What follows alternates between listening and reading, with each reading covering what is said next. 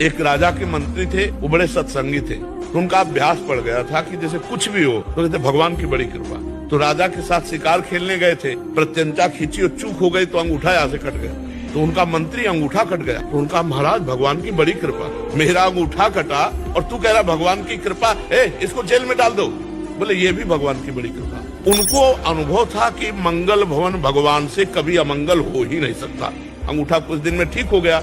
फिर शिकार खेलने गए तो कुछ सैनिक संग थे, मंत्री तो जेल में थे, तो सैनिक पीछे रह गए, उनका घोड़ा आगे बढ़ गया। तो दूसरी सीमा में एक मनुष्य को ढूंढा जा रहा था नरबली देने के लिए। तो जो ही राजा को देखा तो दूसरे राजा ने अपने सैनिकों के साथ उनको कवर कर लिया कि इससे बढ़िया क्या होगा। और जब बलि के लिए ले जाने लगे तो देखा अंगूठा में कटे का चिन्ह, तो उसी की बलि चढ़ाई जाती है जो तनिक भी अंग भंग न हो। तो उन्होंने कहा भाई ये तो बलि देने लायक नहीं, छोड़ो इसको। अब उनको लगा यार मंत्री ने ठीक कहा था, अगर अंगूठा न कटा होता तो गला कट जाता, भगवान की बड़ी कृपा। लेकिन मंत्री जेल में सड़ रहा है, जब उसको जेल में डाला तो उसने कहा बड़ी कृपा।